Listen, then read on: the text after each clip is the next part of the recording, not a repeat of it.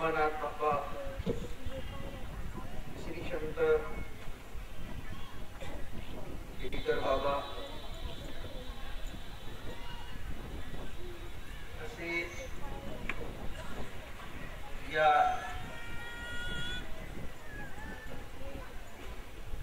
45व्या संत संमेलना निमित्त फार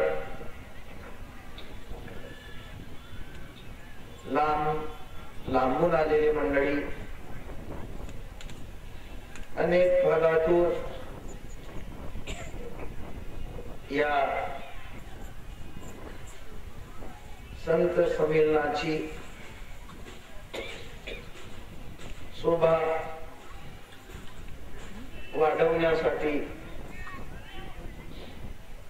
जमलेली सर्व संत मंडळी,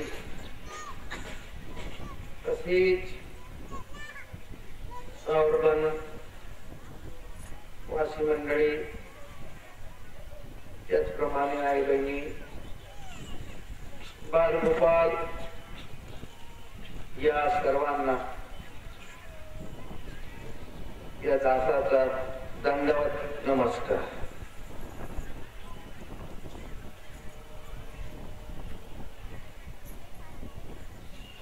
आजचे हे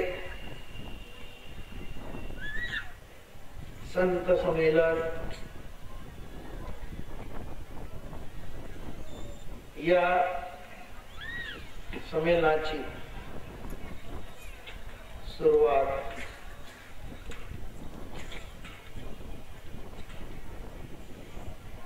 श्री संत सद्गुरु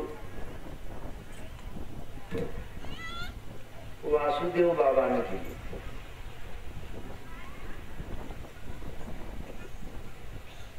काय समजून केली?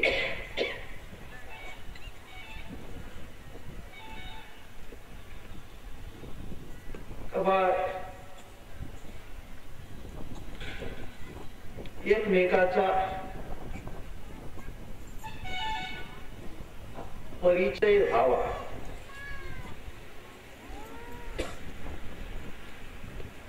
बारा महिन्यातून एकदा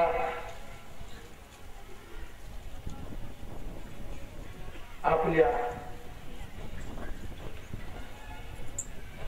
देवाची चर्चा व्हावी.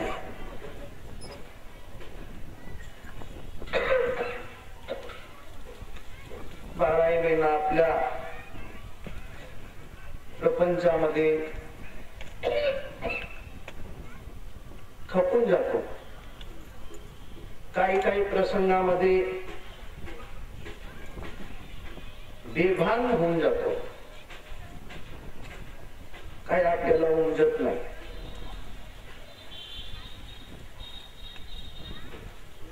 अशा या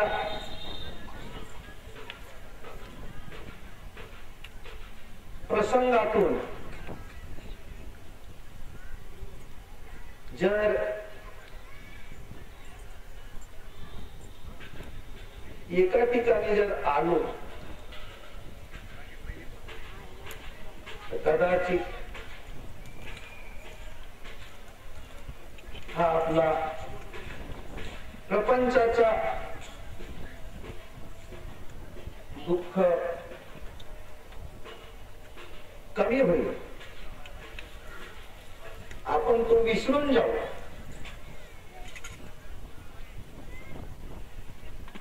जाऊ देवाची या गावा,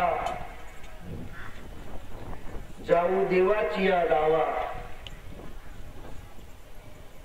देव देईल विसावा.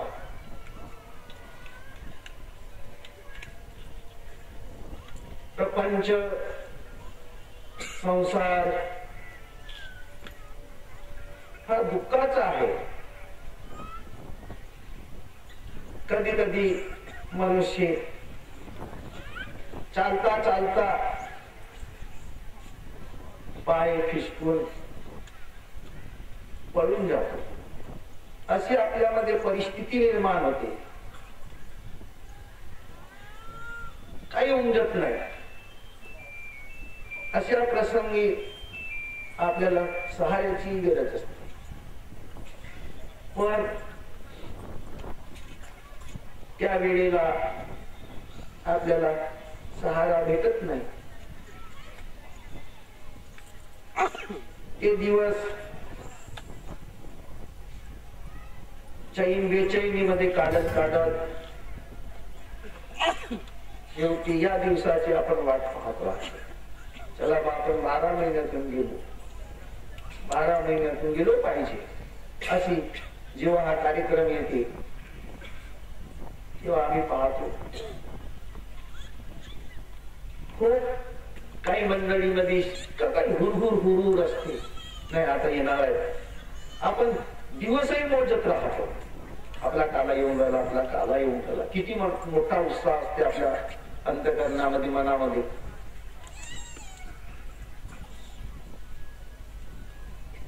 काय करावं काय नाही असं जेव्हा आम्ही फिरतो तेव्हा तुमच्यातील तो उत्साह, आनंद पाहून आम्हालाही आनंद वाटतो.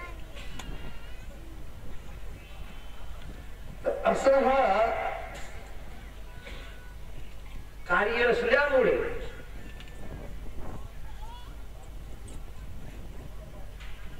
ही गोष्ट श्री सद्गुरु विदेह मोत्याम बाबाजवळ काढली. वासुदेव महाराज बाबाजी मी म्हणतात ती गोष्ट चांगली आहे, ठीक आहे.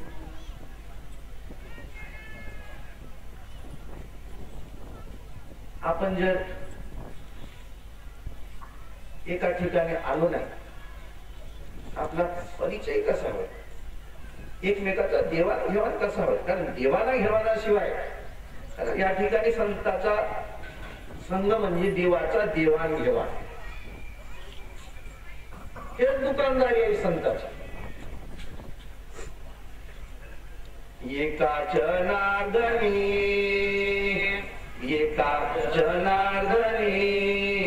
मांडिले दुकान, एका जनार्दनी मांडिले दुकान. देतो मोलावीन सर्व वस्तू, देतो मोलावीन सर्व वस्तू. मोल न घेता, त्याचा मोबदला न घेता देतो मोलावीन सर्व वस्तू.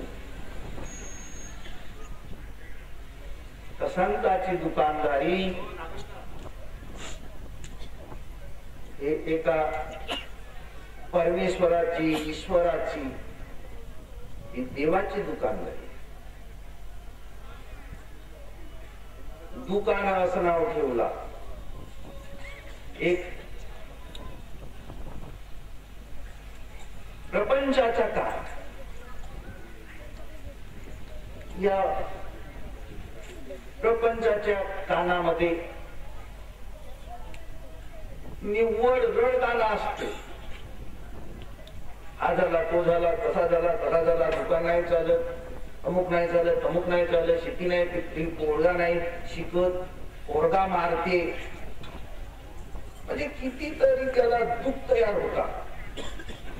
ते सांगताच येत नाही. अगणित अनंत. हा झाला प्रपंचाचा. आणि या प्रपंचाच्या कानाने त्याचा कान बुजून गेला, तो बैरा झाला. त्याला ऐकूच येत नाही. कितीही सांगा, कितीही सांगा, कधी कधी ह्या गोष्टी पटतच नाही.